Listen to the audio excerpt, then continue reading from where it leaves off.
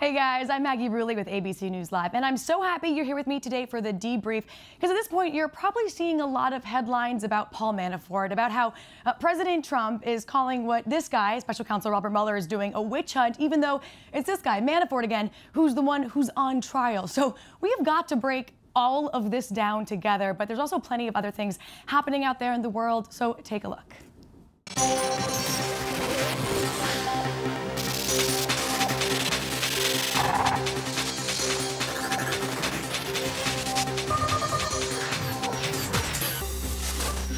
Three Americans have been killed in a roadside bombing in Afghanistan. 3 more are hurt. 5 Americans have been killed so far this month in Afghanistan. Federal prosecutors now claim former Trump campaign chair Paul Manafort has been lying to investigators with special counsel Robert Mueller's office. After weeks of speculation that Paul Manafort's cooperation with the special counsel had been breaking down, Mueller's team now says that after signing a plea agreement, quote, Manafort committed federal crimes by lying to the Federal Bureau of Investigation and the special counsel's office. Manafort says he believes he's been truthful. The Secretary of the Interior, Ryan Zinke, now says the cost of the Northern Californian Camp Fire will likely reach into the billions. Monique Garole, who lost her home, says FEMA hasn't been helping. We didn't want money from them. We just wanted a temporary place to live because we have no place to go. Jury selection resumes in Charlottesville, Virginia, for James Alex Fields Jr. on trial for plowing his car into a crowd of counter-protesters during last year's white nationalist rally and killing a woman.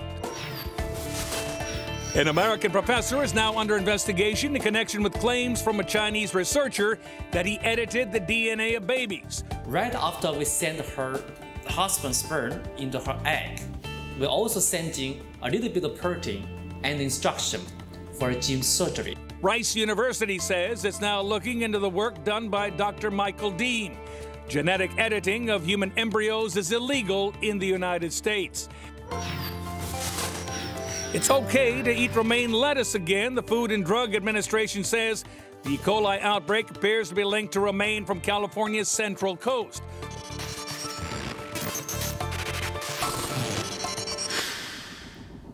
I'm really excited about that romaine lettuce news. All right, well, we have to get to that big news we need to talk about together from this special counsel. At this point in the day, you may be hearing words like Trump and Mueller, Manafort, Russia. They're getting thrown around everywhere, but honestly, it's a lot. And I had to go back this morning and look up the timeline and remind myself how we even got to this point. So here's the deal. The Mueller investigation is all about collusion. And we're trying to find out he's trying to find out if Trump or anyone in his world worked with the Russians to affect the outcome of the 2016 election. Now, so far, that investigation has produced 32 indictments and guilty pleas. Look at that number, 32. That is a significant and powerful number. Now, the reason that today Manafort is at the center of all of this is that Manafort had ties to pro-Russia groups in the Ukraine as he was serving as Trump's campaign manager. Now, Mueller has already charged Manafort, and initially, Manafort said that he would work with Mueller for a reduced sentence. He was going to work with the special counsel to bring that sentence down. But then Mueller came out and said that, in fact, Manafort had actually been lying to him. So that's a quick catches us up kind of to today. So now I need to bring in Catherine, because Catherine, you're my friend who actually has been following all of this. You were there at Manafort's trial. I remember your Instagram post standing out in front of that trial for days in the heat. So I am curious, as someone who's been there, were you surprised by what happened today?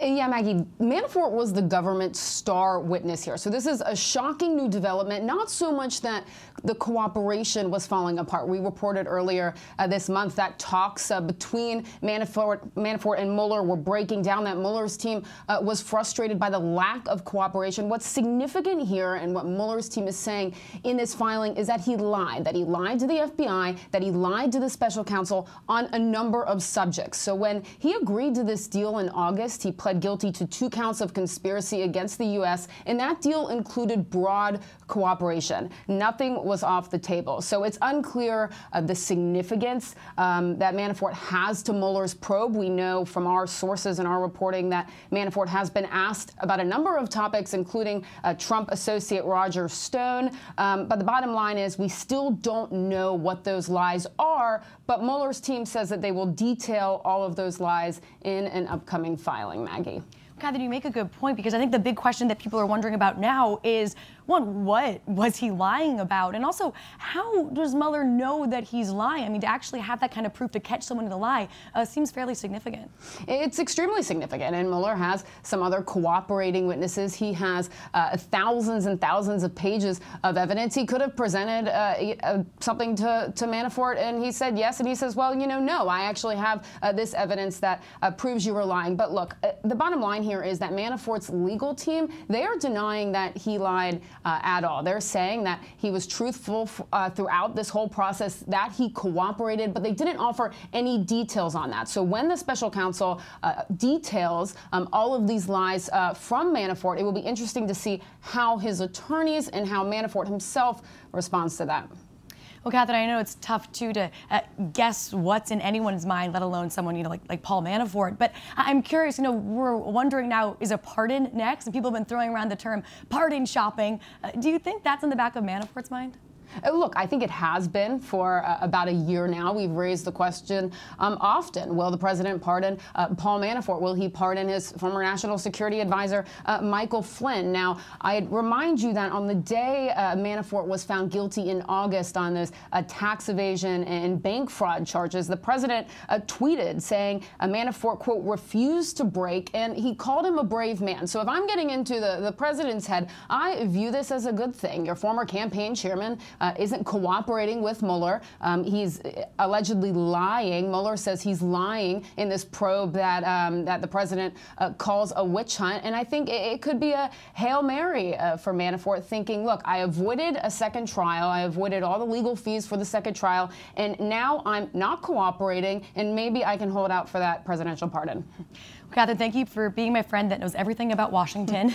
And now my other friend, Karen, who knows everything about the White House, is here because, Karen, as we talked about before, it's hard to mention words like Manafort and Special Counsel Robert Mueller without bringing in the president and President Trump. And he's already been tweeting about it this morning. What's going on there at the White House? Yeah, the president once again calling the whole Russia probe a witch hunt. Stop me if you've heard that one before, Maggie. It's certainly one of the president's favorite phrases.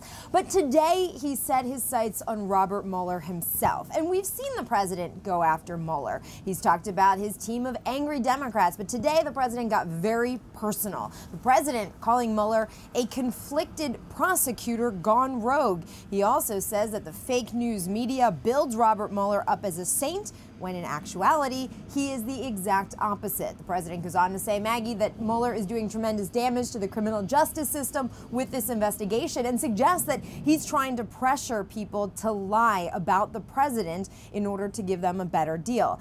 The president has, of course, in the past called Mueller conflicted. There has been no evidence of that. The White House hasn't explained that. In fact, the Deputy Attorney General, Rod Rosenstein, told Congress a couple months ago that he sees no evidence of conflicts of interest. But Maggie, that has not stopped the president from tweeting that. It becomes one of his favorite go-to lines about Mueller. But today it really felt like he had crossed into much more personal territory, slamming Mueller's character and taking it a little bit further than we've seen before. Now, we like to read tea leaves around here, and certainly the speculation from the chattering class, the peanut gallery on Twitter of lawyers and people in Washington, every time the president goes in this direction and starts really hammering Mueller and his team and the Russia probe, has people wondering if there's something the president is worried about, something the president saw or read today that set him off. But we just don't know the answer to that.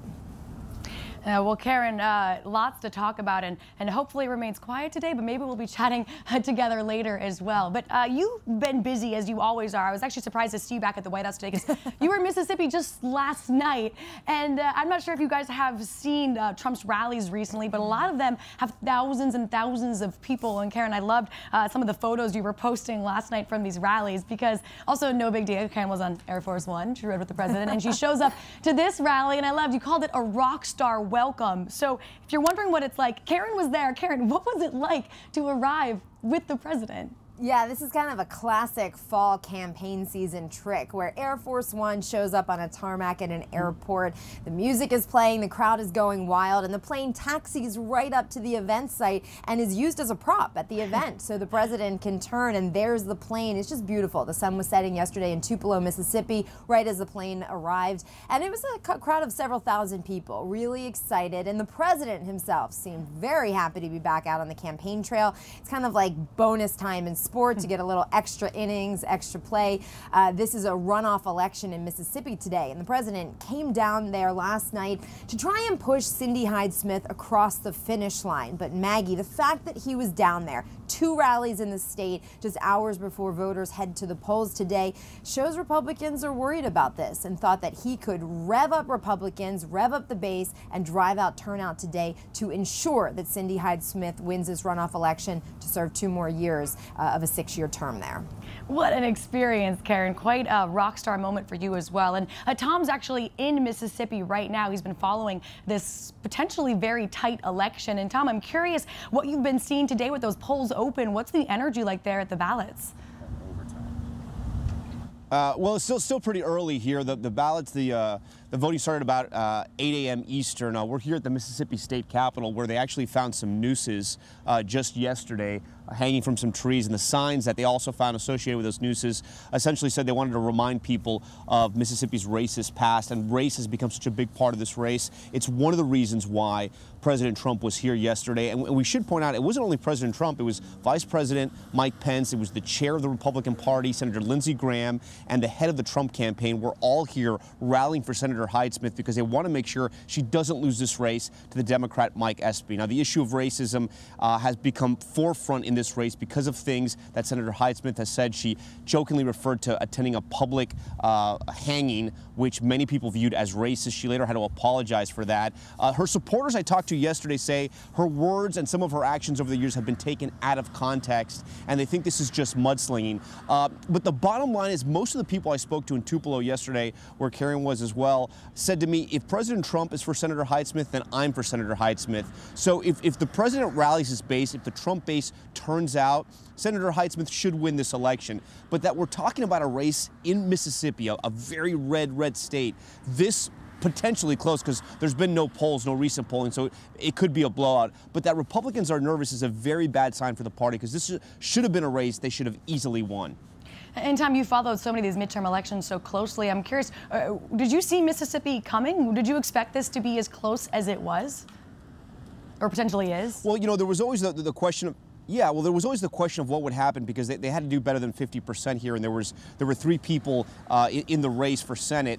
The Libertarian candidate, which some Republican votes went to, took votes away from Senator Hyde-Smith. I spoke to some voters yesterday who had voted for the Libertarian candidate and then who said that they were now going to vote for Senator Hyde-Smith. So that's why I say this could still be a blowout election. We haven't seen any polls, but Republicans were nervous enough that the president spent a lot of time here yesterday. He did 2 rallies in one state, which he usually doesn't do. And as I said, they had all those other Republicans, high-profile Republicans here to make sure they turn out the base. So we'll have to wait and see what happens. I was here a year ago covering the Alabama Senate race, Roy Moore versus Doug Jones, where a Democrat had the huge upset there. That was a much different race because of the allegations and accusations against Roy Moore. But it was a very red state that had not had a Democratic senator in decades, and the Democrats were able to win. And that's why also Democrats think possibly they could have a chance here with Mike Espy.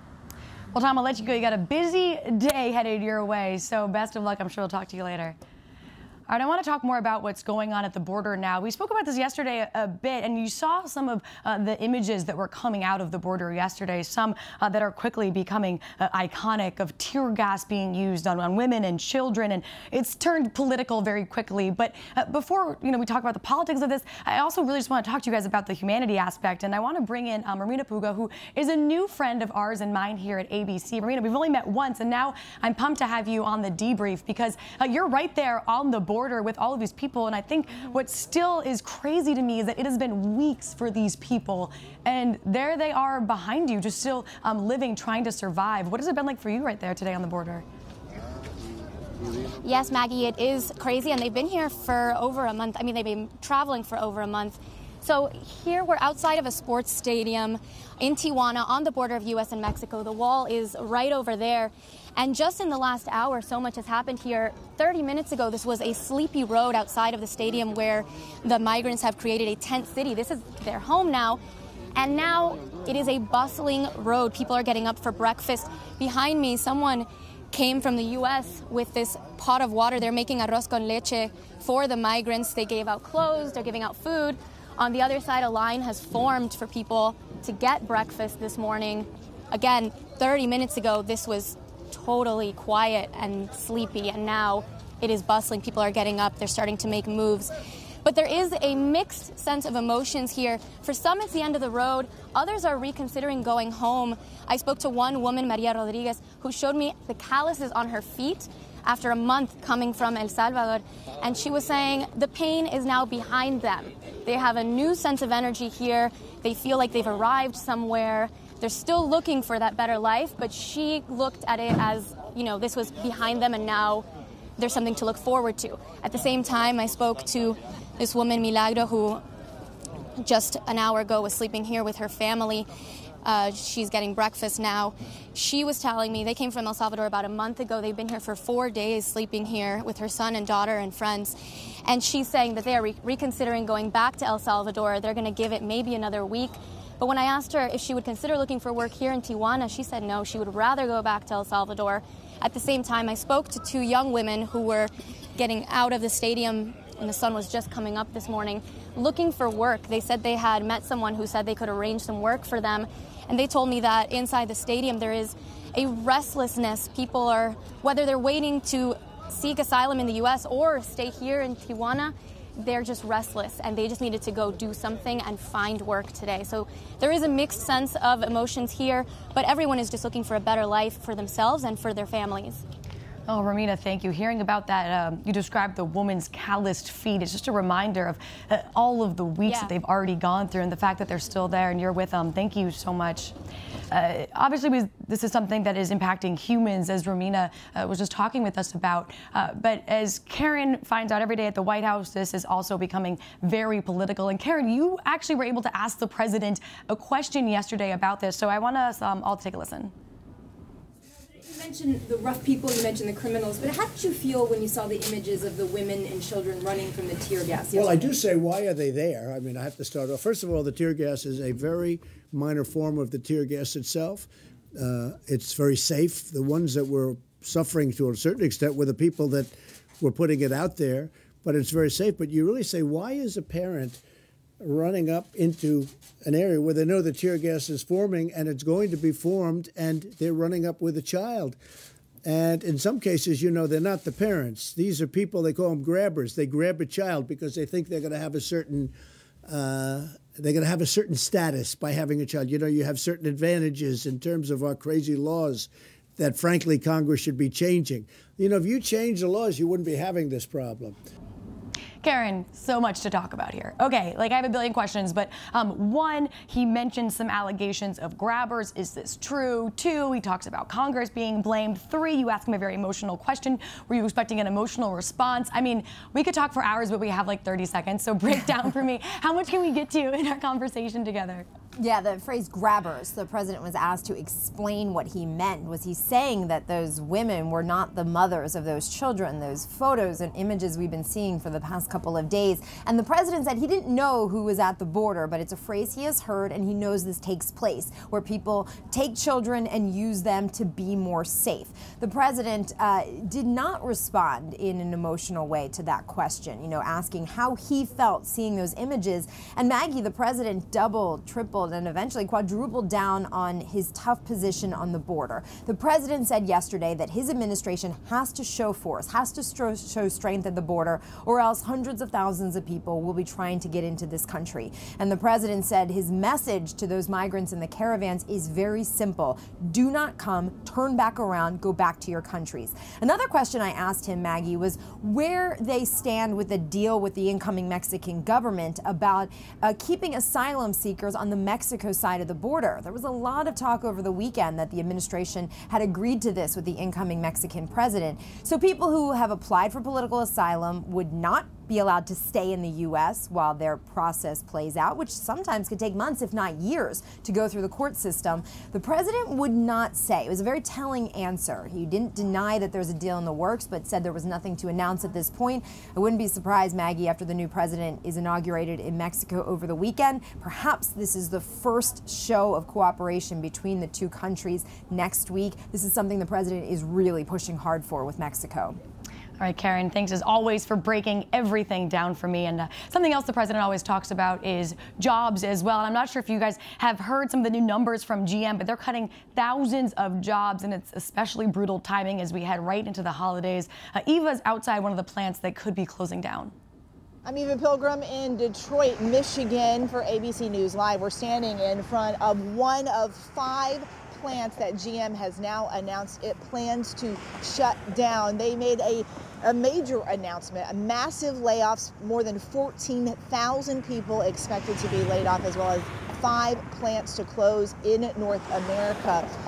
The company blaming slow sales on traditional cars and announcing that it will no longer produce several models of those cars. GM saying they will instead focus on automation as well as SUVs, which are selling well. And they say they are planning to expand operations in those high-performing areas.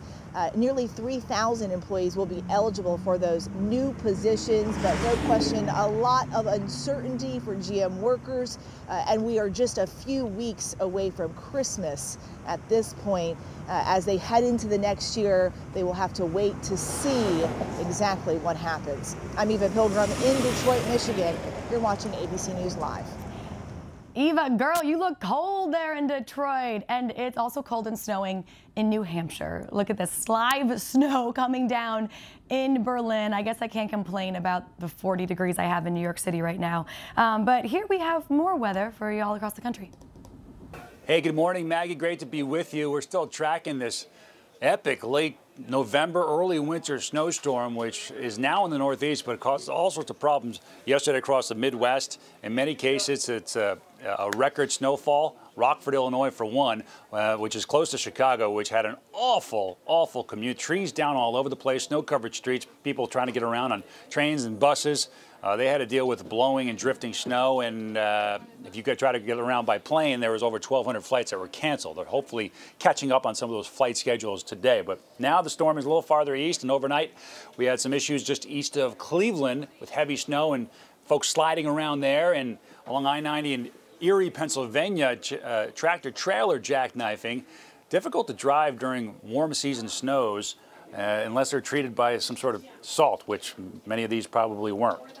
All right, double barrel low right now. The parent low is going to merge with the coastal low today. That will bring in more cold air, but significant snow is expected here really over the next 36 to 48 hours, especially across the lake effect snow zones, which will be cranking in spots for the rest of the week. But winter storm warnings continue for northern New York and northern Vermont, and in those areas, especially the higher elevations, an additional 6 to 12 inches of snow as we wrap up the month of November. All right, let's go to the west. We had 80-mile-per-hour winds along the Oregon coastline. These pictures from Bellingham, Washington, waves crashing there along Puget Sound, and several storm systems lining up. So we've got wind alerts with this first system that's bringing rain and wind to Oregon and northern California, and then a second punch of a system coming in Wednesday night into Thursday. That's going to bring heavy rain through all of California. Heavy mountain snow. This is going to really lay down a nice snow base for the mountains, but rainfall good for firefighters in the burn areas. I'm concerned about, especially around Malibu, where some of those areas have a lot of terrain that's extreme and steep. We could see some mudslides with that. So rain coming in good. Always a double-edged sword there a little bit, but we'll take it for the most part, Maggie, and we'll take the snow in the mountains. Always good for relieving any sort of drought that's happening there. Winter, or the meteorological winter, starts December 1st. It's just a few days away, but we've kind of got a head start on that, haven't we? Maggie, back to you. Well, Rob, thanks. Even if it was a cold forecast you gave me. I love this tweet. Not sure if you guys saw it. It's from the Cleveland police. There's like NASA sent a spaceship from Earth 300 million miles to Mars and landed it perfectly. You guys can drive in the snow. Slow down. You know, good words of advice. Sometimes it feels like going to Mars is easier than driving down the highway. All right, well, if you're feeling a little cold this morning like I was, I have something that's going to warm up your heart. Have you guys seen this ATM in Texas? So apparently someone went to the ATM and noticed that when you went to get $10 out, it gave you $100. What a holiday surprise. Well, I think he posted it online, and quickly hundreds of people came to this ATM. Everyone was taking out their $10 bills, quickly wrapping up to 100 and hundreds and hundreds. Word got out so fast on social media that all those people got their $100 bills before the cops showed up to shut down the whole thing. Now, the best part of this story is that the bank came out and said, you know what? If you were lucky enough to get $100, it's yours. What a holiday surprise. How much do you all wish that showed up in your paycheck? Disney, if you're listening, I'm just saying that bank was giving out extra $100 bills all around. Control room, am I right? Am I right? Everyone's cheering in my mind. Everyone's cheering in my mind. All right, guys. Well, thanks again for hanging with us today on The Debrief. I'm Maggie, and we'll talk to you later.